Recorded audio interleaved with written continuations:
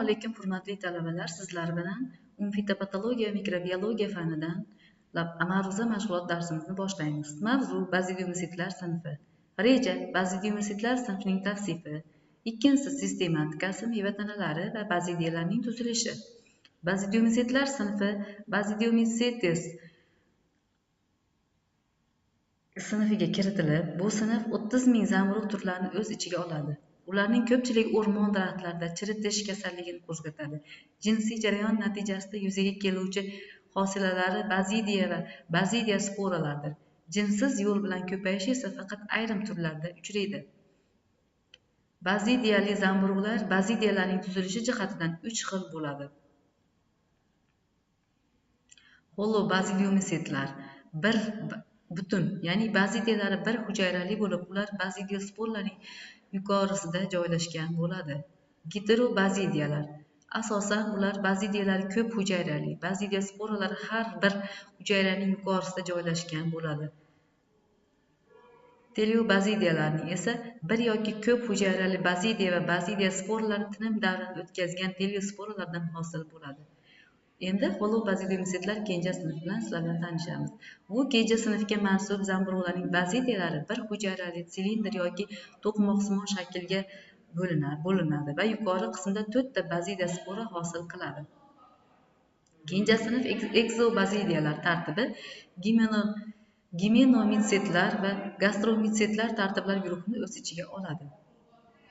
Eksobazidiyanomalar tartibi vakillari meva tana hosil qilmaydi. Asosiy vakillardan hisoblangan Eksobazidium bassini, Voron, brusnikani kasallantirib, bargi va novdasining shaklini o'zgartiradi. Gimenomitsitlar guruhi. Bu guruhga kiruvchi zamburug'larning bazidiyalari meva tanalaridagi gimenoforlarida joylashadi. Gimenisi har xil shakllarda bo'lib, bazidiya, bazidiospora va bazidiolardan iboratdir. Gimenial qatlam ochiq bo'lsa, gimnokarp oldin parda bilan yopiq bo'lib, keyinchalik ochilsa, gemiokarp va bazidiosporlar tarqalish davrigacha yopiq holda qolsa, angiokarp meva tana deyiladi.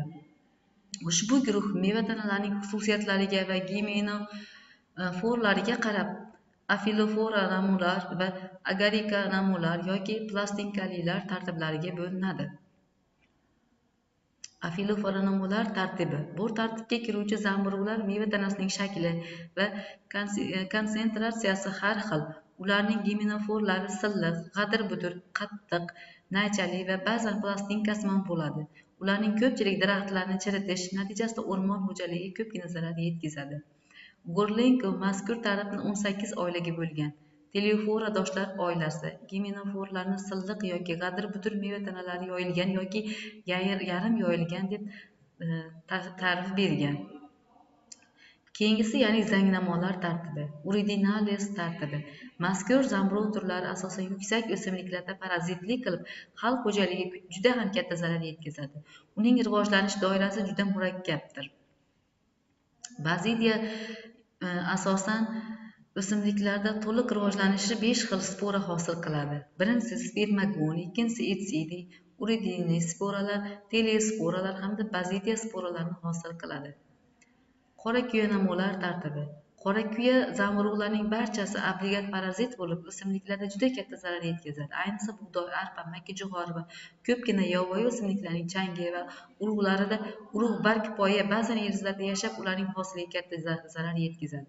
Ular qattiq changli, pufakli va boshqa qora kuya kasalliklarini qo'zg'atadi. Ularda meva tanasi bo'lmaydi.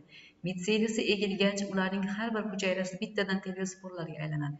Teleosporalar esa rivojlanganda heterobazidiya bazidiyalarni hosil qiladi. E'tiboringiz